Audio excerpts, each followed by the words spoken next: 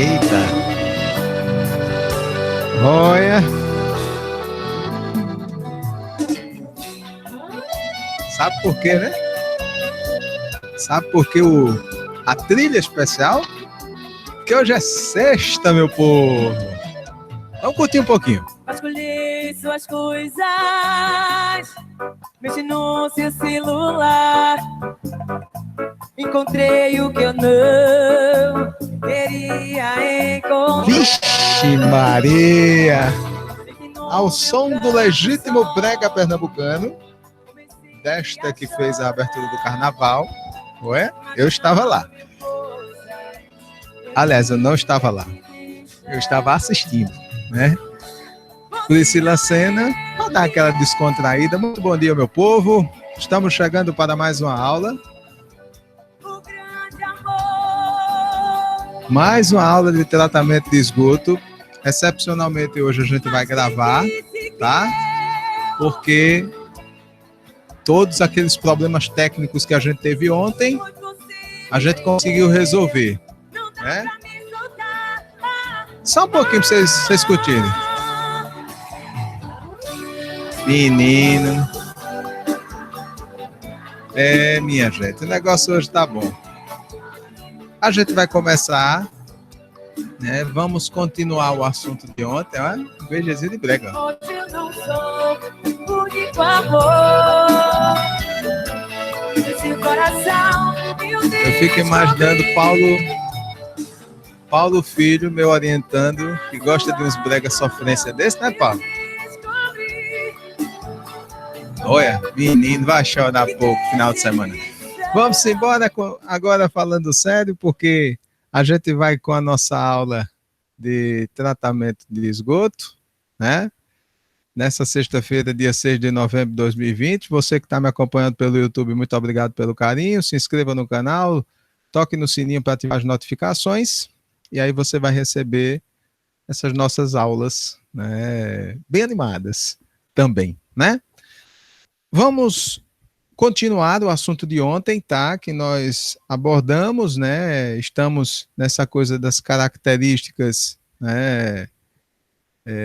Quantitativas, qualitativas, aliás, dos esgotos, né?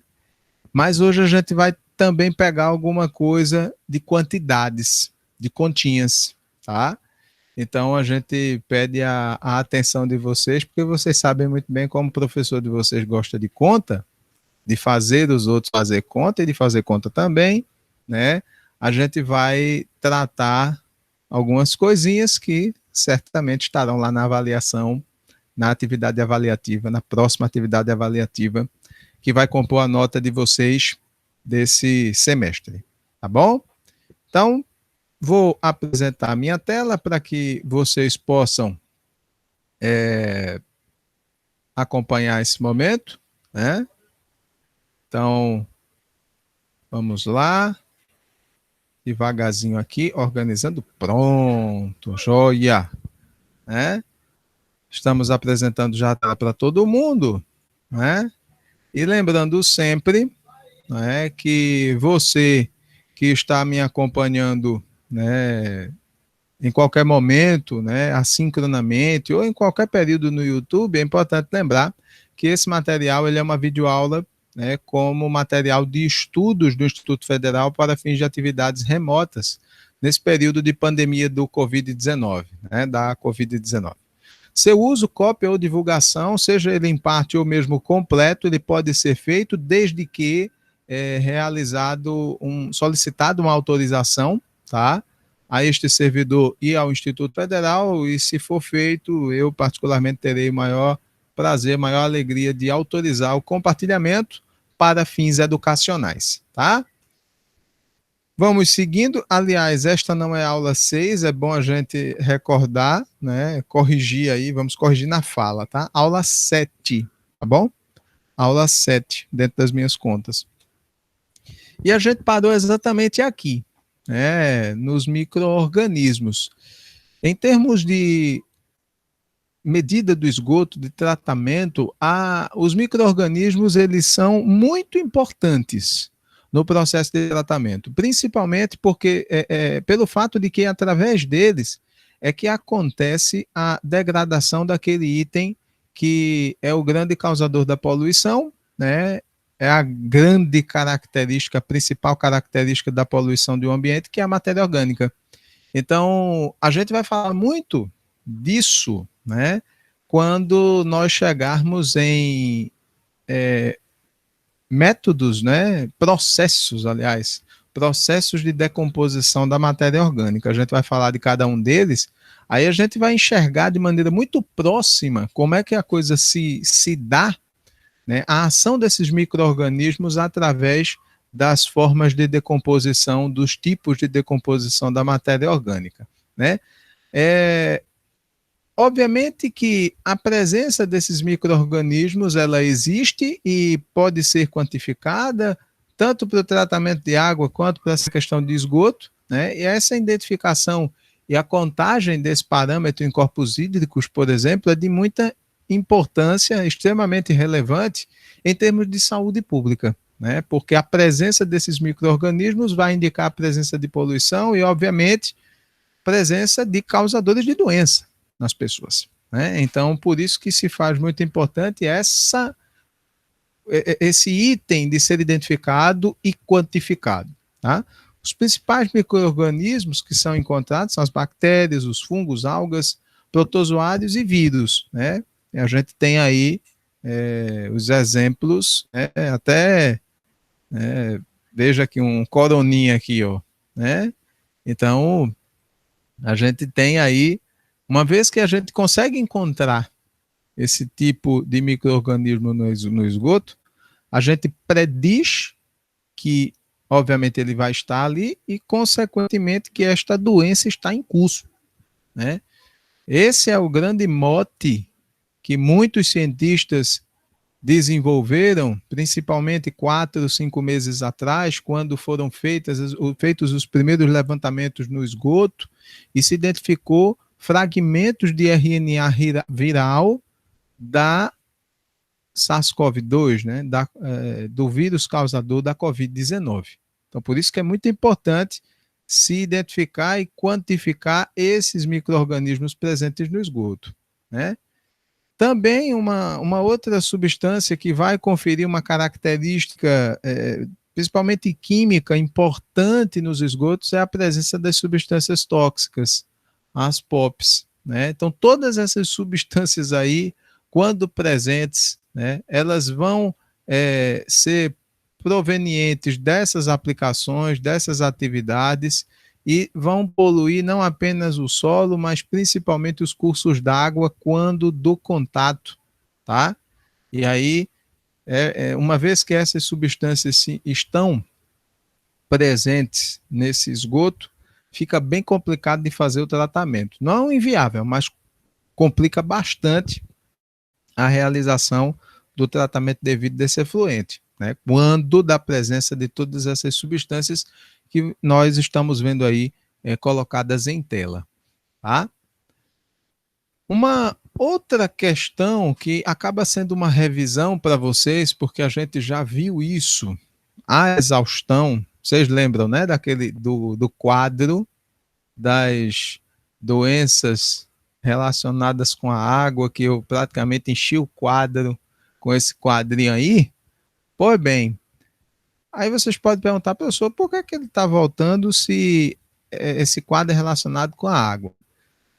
Eu não lembro, acho que foi Tailane, né, que perguntou a questão, né, uma questão lá referente, deixa eu até olhar o zap para ver se eu me lembro, né? Enfim, aquela pergunta que eu fizesse, Tailane, que eu respondi, certo? E eu respondi lá no zap, que a gente falava o seguinte, que geração, né, fornecimento de água e geração de esgoto, eles são indissociáveis. Então a gente não pode tratar essas duas coisas como sendo totalmente distintas, porque não são. Uma vai derivar da outra, tá? Tempo de retorno, pronto, lembrei. Eu falando e tentando lembrar. Quando eu falei sobre o tempo de retorno, né?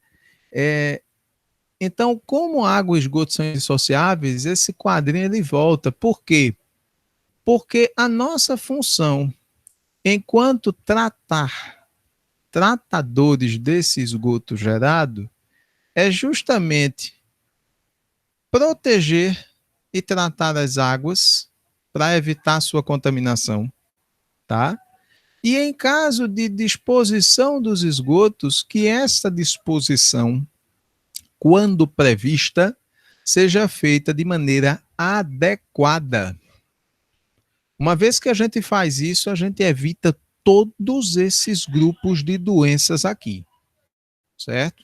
Então, por isso, da importância relevante por demais do tratamento de esgoto, né? Da coisa como ela é feita, por isso dessa complexidade toda que a gente está vendo na disciplina, né? É uma informação também importante para vocês é a técnica para determinar a presença de coliformes, né? E essa técnica ela é presuntiva, então ela vai constar de amostra de água, no caso, né, o efluente, tá? Água contaminada, onde você vai colocar nesses tubos múltiplos, e aí em diferentes quantidades, né? E aí você coloca essas pequenas alíquotas dessa amostra, né, em tubos com caldo lauriltriptose, né, um caldo lactosado, que ele vai reagir quando da presença dos coliformes, tá? Então, eles são colocados em estufa, né, incubados a 35 graus por um período de 24 a 48 horas, e nesse período vai haver formação de gás quando da presença de coliformes, em número mais provável, tá? Então, essa é a forma que se usa para a determinação da presença dos coliformes, né, num determinado efluente, no caso, numa amostra de água, tá, contaminada. Tá? Essa água que vai ser tratada, né? Também, em termos de determinação de coliformes totais e termotolerantes, né, em amostra, também se utiliza a técnica de membrana filtrante com a utilização de bomba a vácuo, né? Então, eu pelo menos fiz muito isso, né? A gente usa essa mesma técnica para fazer precipitação, né, de substância radioativa, né? A mesma coisa, quando a gente quer ver, conhecer níveis de radioatividade, às vezes muito baixos, né, em amostras de água, a gente faz aquele composto de bário rádio, sulfato de bário rádio, para poder a gente encontrar os elementos do rádio na amostra. Aqui é a mesma coisa para determinar coliformes totais e termotolerantes. 100 ml de amostra são filtradas, né? Essa água é retirada, né, através dessa bomba, né, se cria um vácuo aqui que possibilita justamente que todo o coliforme presente, obviamente com um papel especial, né, uma membrana especial para justamente fazer essa filtração, e a partir daí você conseguir isolar esses coliformes. Vejam aqui, ó, placas sem contaminação, e aí quando existem coliformes totais nessa água, né? Então vejam como é que a coisa funciona, né? Também, né, nesse mesmo método, você vai utilizar o banho-maria para poder, né, fazer o aquecimento dessa água de maneira controlada, e a estufa, como a gente viu até na aula passada, né, na aula de ontem, né? Então, para determinar a Escherichia coli, que é um bichinho pesado, né, e que confere, né, a presença dela juntamente com os coliformes totais, confere poluição na água, principalmente para fins de abastecimento humano. Então, existe o método Colilé, que é muito conhecido, extremamente utilizado, na academia, né, pelos nossos colegas acadêmicos. Então ele se destaca porque a facilidade do uso ela vai simplificar o treinamento para replicação desse método e consequente detecção da Escherichia, né? A embalagem de dose unitária, ela vai eliminar a necessidade de preparação e existe um tempo de manuseio, né, dessa técnica inferior a 1 minuto, que é capaz de detectar coliformes totais Escherichia coli de maneira simultânea em 24 horas ou menos, tá? Então, a gente agora vai observar, né, isso também tem a questão de limpeza de utensílios, que acaba não precisa, isso facilita muito a técnica, isso permite, por exemplo, que você faça, né, reamostragens, né, e identifique isso, né? Então, esse método consiste justamente em você pegar um fragmento dessa amostra, não é? Em um vasilhame esterilizado, né? E aí você coloca esse composto que vai justamente permitir essa reação, vai possibilitar essa reação. Quando a água estiver contaminada, ela vai, né, apresentar uma coloração específica, né? Então, o que ocorre? A gente tem aqui exemplo, não é? Então, quando você tem o quadradinho incolor, ele vai ter uma ocorrência negativa de Escherichia coli. Agora, se você tem positivo amarelo, né, na cor amarela, você vai ter positivo para coliformes totais, né? E o amarelo fluorescente, tá? Porque ele vai acabar mudando de cor aqui na fluorescência. Aí você vai ter positivo para Escherichia coli. Vejam que amostras lindas, né? Estão bem limpinhas, para não dizer ao contrário, né? Então, esse é um método importante. Eu até sugiro que vocês deem uma pesquisada, né, nas redes, né, na questão do nosso YouTube, né, para poder ver na prática como é que a coisa funciona, né? Uma vez que a gente tem essas técnicas bem desenvolvidas, né, muito usuais até, e que possibilitam a quantificação desses micro-organismos, né, a gente precisa entender um dado que é muito importante quando se fala em tratamento de esgoto, que são as cargas poluidoras. Quanto de poluição vai existir nesse efluente, tá? E aí é um dado importante porque você sabendo quanto está poluído, você consegue, se torna possível definir uma estratégia de ação e até mesmo no caso de construção de estações de tratamento de esgoto, você propicia que você consiga fazer o dimensionamento correto dessa estação para atender essa demanda já existente.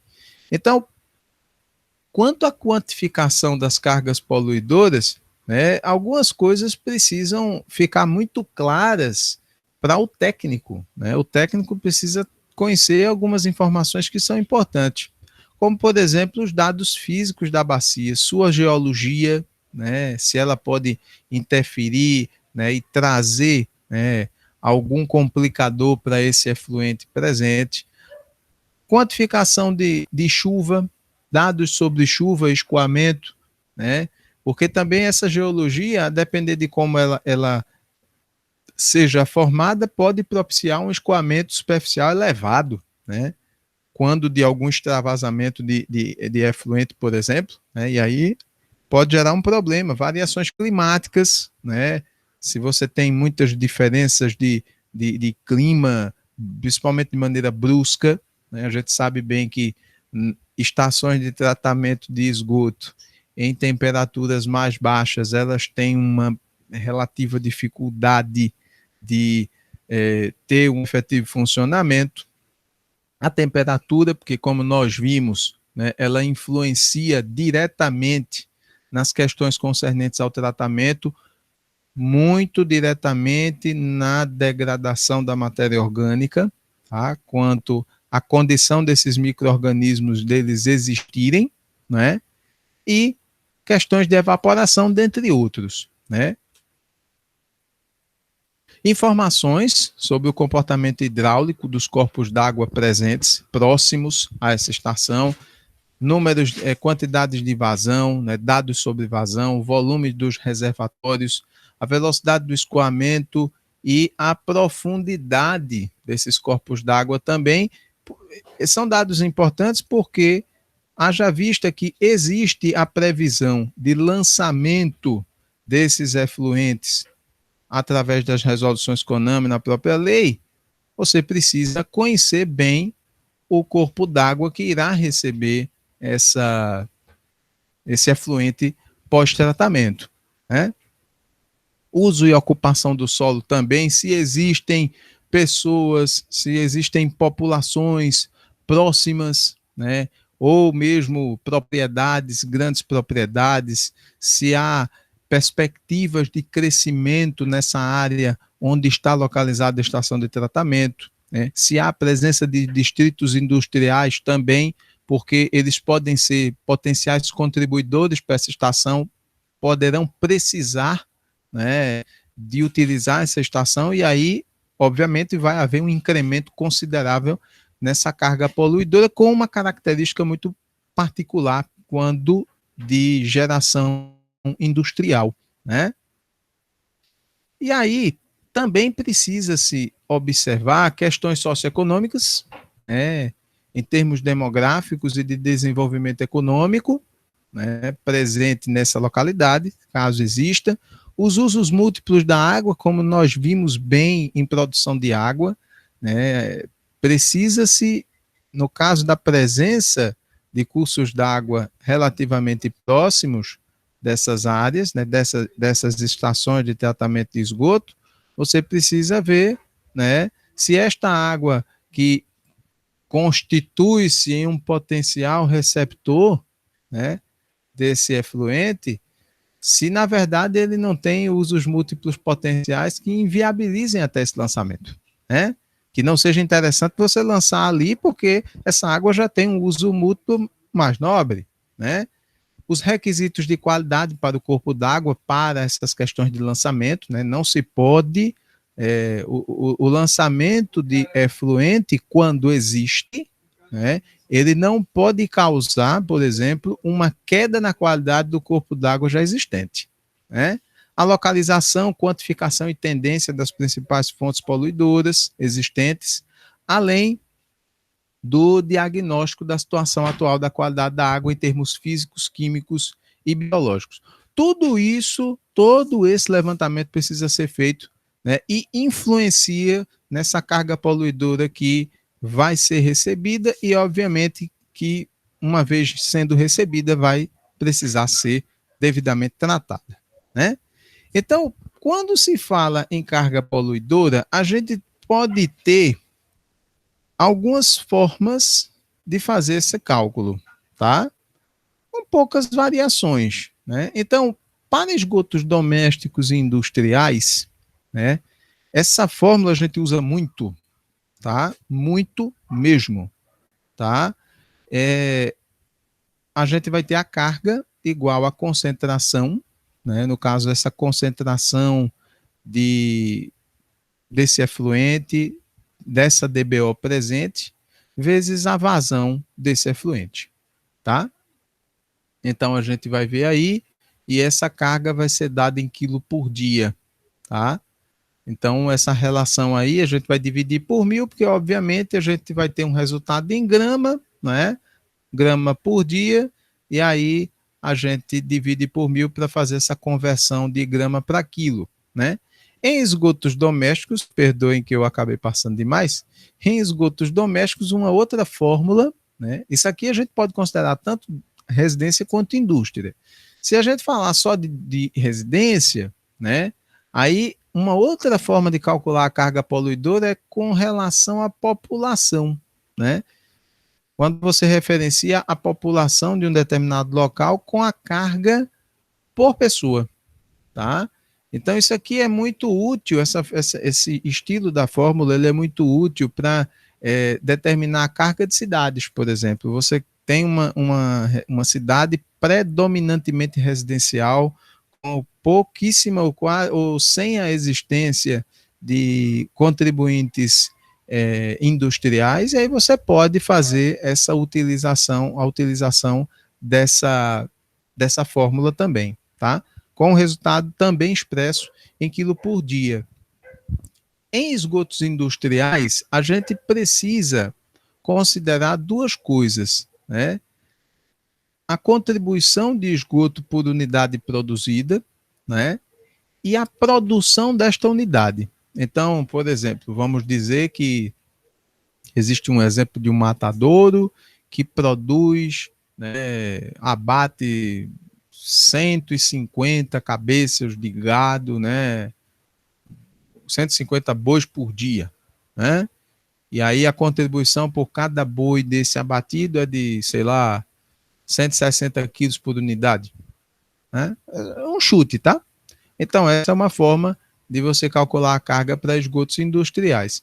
E quando se relaciona com drenagem superficial, aí, ou seja, você tem, esse exemplo, ele ocorre da seguinte maneira: você tem um lugar onde, por acidente, houve o lançamento, né, de esgoto em uma determinada área, né?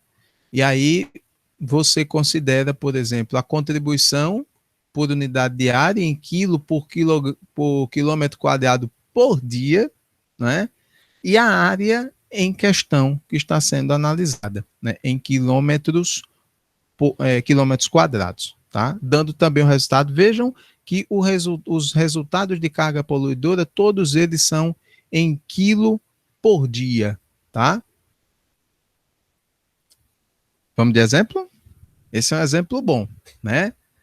Calcule, né, a carga poluidora em quilos por dia para uma indústria que possui vazão de 10 litros por segundo e uma concentração de DBO de 750 miligramas por litro. Vejam que eu já deixei ali o gabarito, né, para dar uma forcinha para vocês entenderem o processo, né? Primeiro de tudo, como eu sempre digo, quando a gente faz problemas assim, quando a gente pega um enunciado, a gente tem que olhar todas as informações e sair reescrevendo uma por uma, de uma maneira que você entenda bem, no passo a passo, o que é que está sendo pedido de você, o que é que está sendo demandado de você enquanto técnico de saneamento, tá? Primeiro de tudo, a gente precisa entender que nós temos dois dados com unidades distintas, né? A gente tem uma vazão em 10 litros por segundo, a gente tem uma concentração, né, de poluente, de DBO, uma contribuição de 750 miligramas por litro, e disso tudo aí vai sair um resultado em quilo por dia, né? Então, para essa vazão de 10 litros por segundo, né, e essa DBO de 750 miligramas por litro, a gente precisa voltar para a fórmula. Então, o cálculo da fórmula, né, considerando que nós temos aí essa indústria, né, então o cálculo da carga poluidora para esse caso, ele se enquadraria de que nós temos uma concentração de DBO dada e uma vazão, tá? Essa concentração ela precisa ser em grama por metro cúbico e a vazão em metro cúbico por dia, tá? Que aí o corte dos dois a gente consegue chegar em grama por dia, quando dividir por 1000 vai ficar quilo por dia. Aí vejam, primeiro de tudo, a DBO em 750 miligrama por litro é a mesma coisa que grama por metro cúbico, tá? Passar o miligrama por grama, você tem que dividir por 1000 e, né, do litro para o metro cúbico você multiplica por 1000. Então, uma coisa pela outra, o número vai ficar exatamente o mesmo, tá? Quando a gente fala de vazão em litro por segundo, considerando que a vazão a gente vai precisar transformar esse litro por segundo em metro cúbico por dia, a gente precisa relembrar uma coisinha básica, de que um metro cúbico é igual a 1.000 litros. E um dia você tem 86.400 segundos, tá? Então, o que acontece? A gente vai precisar utilizar essas relações para transformar de litro por segundo em metro cúbico por dia. A gente vai fazer desta forma. Nós vamos considerar o número que a gente quer transformar, né, com a sua respectiva unidade, e vamos multiplicar, né, esse 10 litros por segundo por 1 metro cúbico, que corresponde a 1.000 litros, e também multiplicaremos o resultado disso aqui para transformar em dias, certo? Metros cúbicos por dia. Então, a gente vai multiplicar por 86.400 segundos, que correspondem a um dia, tá? Fazendo essa continha toda, né? Conversão de unidades, tá? Então, é importante relembrar, a gente vai encontrar a vazão em metros cúbicos por dia. Então, 10 litros por segundo equivalem a 864 metros cúbicos por dia. Vejam que a gente tem a concentração de DBO e temos a vazão desta indústria. Uma vez que a gente tem cada dado pedido com as respectivas unidades, é só aplicar na fórmula e ser feliz. Nós encontramos a carga poluidora dessa indústria, que é de 648 quilos por dia. Beleza? Então, dessa forma, a gente consegue calcular a carga poluidora. Lembrem-se sempre, a carga ela vai relacionar uma dada concentração de poluição, de DBO, com uma vazão, tá? Sempre você vai ter essas relações aí, tá certo? E aí, uma vez que a gente conhece, né, a carga poluidora, a gente precisa observar essas questões concernentes aos despejos industriais, porque esses despejos, como a gente viu no exemplo anterior, né, exemplo industrial, inclusive, né, esses despejos, para serem tratados, até em termos biológicos, precisam ser avaliadas essas questões como a biodegradabilidade, o quanto ele é capaz de se degradar em um contexto natural, a tratabilidade, né, como ele consegue ser tratado, a sua capacidade de ser tratado, né, concentração da matéria orgânica, porque se tem uma coisa que a gente vai ter que tirar é a matéria orgânica desse efluente. Então, quanto está presente ali? A disponibilidade dos nutrientes de fósforo e nitrogênio que estejam presentes lá, além de sua toxicidade, o quão tóxico esse efluente é e que, consequentemente, pode desencadear em riscos para a população que esteja diretamente posicionada, né, esteja posicionada na área de influência direta desta indústria, ou dessa área, né? E aí, quando a gente fala dessa questão de despejos industriais que impactam na população, né, a gente chega nesse conceito que é muito importante, que é o equivalente populacional, que ele justamente faz o quê? Estabelece a equivalência entre o quanto essa indústria, em termos de matéria orgânica, ela tem capacidade de poluir, e uma determinada população que comparativamente vai produzir a mesma carga poluidora, tá? Basicamente, a ideia da equivalente populacional é ter um referencial, é ter condições de saber o quanto que aquela indústria que está poluindo, ela equivaleria, por exemplo, a quantas pessoas, né? A poluição que esta indústria está gerando, ela equivale à poluição gerada por quantas pessoas numa cidade qualquer.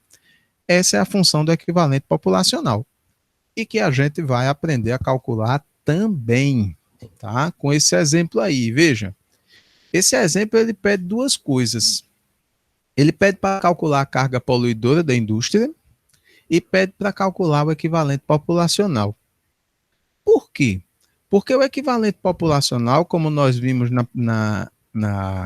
nessa fórmula aqui, ele depende da carga poluidora da indústria. Então, uma vez que você calcula a carga poluidora, como nós vimos no exemplo anterior, nós já aprendemos a calcular a carga poluidora, né, considerando a concentração de poluição existente e sua respectiva vazão, né? Uma vez que a gente conhece a carga poluidora dessa indústria e tem dados referentes à contribuição per capita, né, a gente consegue saber o quanto da poluição gerada por essa indústria vai equivaler em termos populacionais, certo? Então, calcule a carga poluidora de uma indústria em quilos por dia, sabendo que a concentração de DBO é de 1.200 miligramas por litro e a vazão gerada é de 1.350 metros cúbicos por dia. Calcular o equivalente populacional, sabendo que a contribuição per capita de DBO é de 54 gramas por habitante dia. Primeira coisa que eu gostaria de dizer a vocês é que essa contribuição per capita ela é um valor tabelado, tá? Então, em linhas gerais, quando a gente tem a contribuição por pessoa em termos populacionais vai ser essa, 54 gramas por habitante dia. Então, uma vez que a gente sabe o enunciado, sabe o que estamos sendo demandados, aí agora é só a gente fazer a relação, né? Pegar todos esses dados e colocá-los, né, à nossa disposição para analisarmos melhor.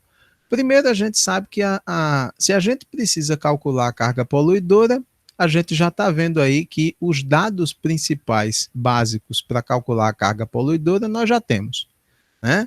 A concentração, né, de DBO, concentração dessa poluição e a vazão respectiva. Então, a gente está vendo que é 1.200 miligramas por litro, né? Sendo que a gente precisa desse dado em grama por metro cúbico. Então, faz aquela conversão que é muito simples, é só mudar a unidade, porque o valor não muda nada, né? A vazão, 1.350 metros cúbicos por dia, aí está tranquilo. Está na unidade que a gente precisa, né? Não está em litro por segundo, por exemplo, como no exemplo anterior. Se tivesse, nós precisaríamos fazer a conversão, tá? Uma vez que os dados aí estão muito tranquilos, é só pegar a fórmula e aplicar. A gente tem uma carga poluidora dessa indústria de 1.620 quilos por dia, tá? Então, guardem essa informação, tá? Temos a carga poluidora dessa indústria. Agora a gente vai para a segunda etapa, quer saber o quanto que esta carga poluidora que essa indústria gera vai equivaler em termos de quantidade de população que ela seria capaz de gerar essa mesma quantidade aí. Quantas pessoas juntas precisariam existir para gerar esse mesmo nível de poluição que essa indústria gera e que a gente acabou de saber? A gente vai saber agora, tá? Uma vez que a gente sabe, né, e nós sabemos lá da fórmula de equivalente populacional que vai correlacionar a carga poluidora da indústria com a contribuição per capita, e nós já temos os dados, basicamente a gente vai precisar aplicar a fórmula. Mas aí tem uma coisa que precisa ser atenta. A contribuição per capita, o valor que está aí é em grama, tá? E para a gente ter o resultado aqui, resultado final de equivalente populacional em quilo, em população, não é nem em quilo, né? O resultado final é população, a gente vai precisar converter esse grama em quilo. Aí é aquela conversão simples, né, de unidade. 54 gramas, eles equivalem a 0,054 quilos. E aí, em habitante dia, a unidade só vai haver essa pequena mudança no numerador. Uma vez que a gente achou e fez essa conversão, agora sim é só aplicar na fórmula. Vejam aí que esses 1.620 quilos por dia de poluição que a indústria produz, para produzir essa mesma quantidade seriam necessárias 30 mil pessoas. Será que a empresa polui pouco? É uma pergunta para vocês refletirem, né? E aí também vem um outro questionamento. O que é que se precisa ter nessa estação de tratamento de esgoto? Quais as técnicas que vão precisar ser usadas para tratar com eficiência um efluente com essa carga aí, essa carga poluidora considerável, né? Isso a gente vai ver mais na frente quando a gente abordar estação de tratamento de esgoto efetivamente, com todas as técnicas, formas de tratamento. A gente vai ver tudo isso mais na frente. E aí, minha gente, olha, a gente aqui traz, né, uma figura que vai tratar sobre esse fenômeno justamente do lançamento dos efluentes industriais. Quando lançados na rede pública, né, existem aí alguns critérios que precisam ser utilizados, né? Então, quando coletado, né, essa primeira parte aqui do fluxograma, quando a coleta desse efluente a partir da indústria, você passa por um tratamento completo, né, e até seguir ao corpo receptor.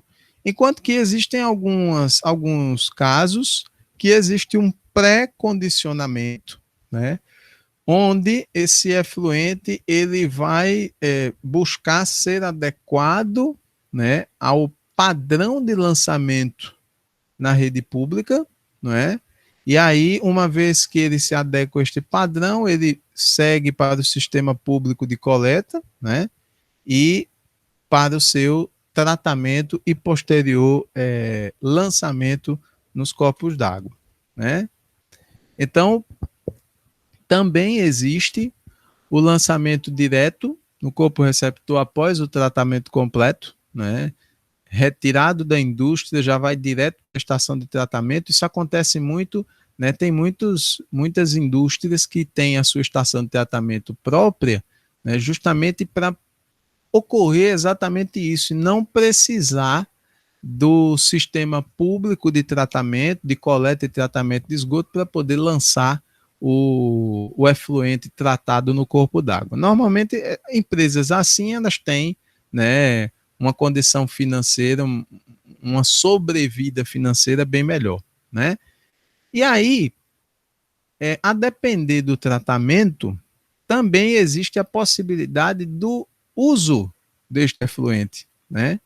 Uma vez tratado, existem condições, por exemplo, a gente tem aí um exemplo da irrigação, né? Esse efluente após tratamento, por ainda existir uma carga, né, orgânica presente nele, ele pode se constituir muito bem, né, para irrigar plantas, né, pequenos cultivos, e aí dar a eles essa condição, não é, de crescimento, de desenvolvimento. Obviamente que isso acontece quando acontece só depois do tratamento completo, como previsto, né?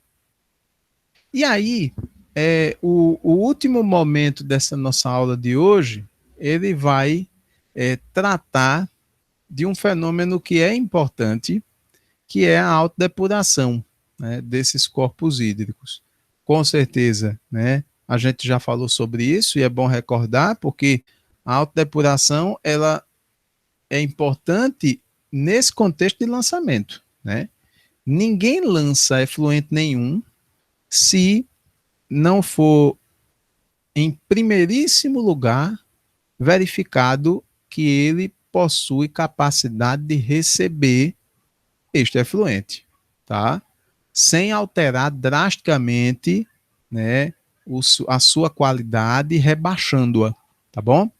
E aí, a autodepuração era justamente isso, essa capacidade que o corpo d'água tem, né, de absorver esse efluente sem ter grandes prejuízos.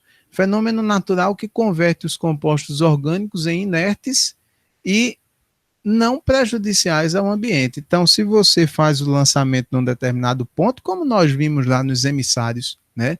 Só existem emissários submarinos em locais onde comprovadamente este corpo d'água tem uma condição satisfatória de autodepuração, tá? Obviamente que a gente precisa entender que não existe depuração absoluta. Ah, eu vou lançar o efluente ali, a condição é excelente, ele vai deixar de existir, vai diluir totalmente, vai ser fantástico. Não, isso não acontece, tá? Não ocorre. Você vai ter algum tipo de impacto, vai, mas esse impacto, o planejamento existe para isso, justamente para que ele seja mitigado, diminuído ao máximo, né?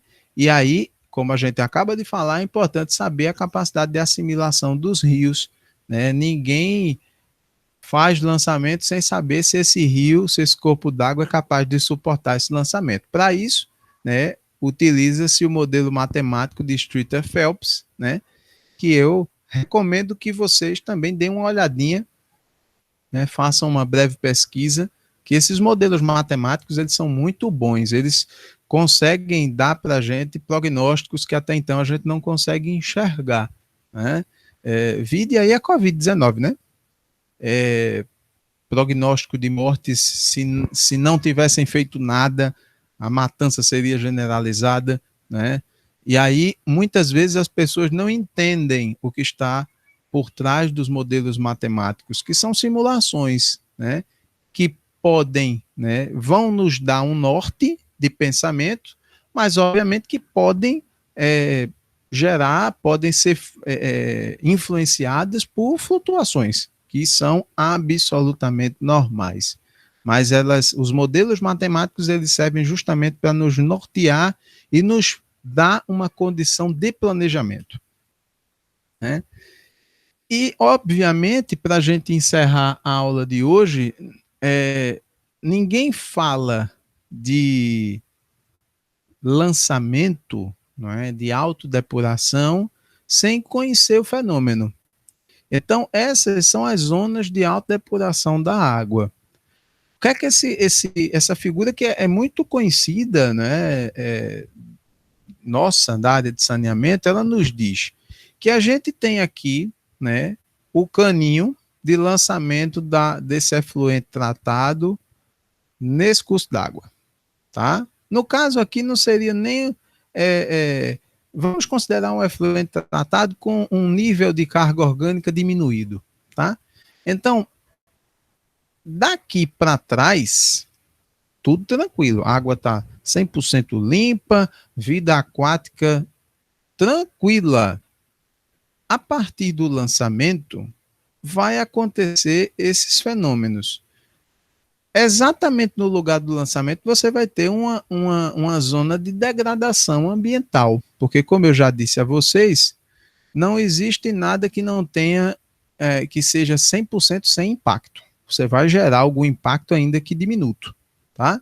Então, essa zona de degradação, que é muito próxima ou diretamente relacionada ao ponto de lançamento, você vai, obviamente que aqui só vão sobreviver organismos mais resistentes, tá?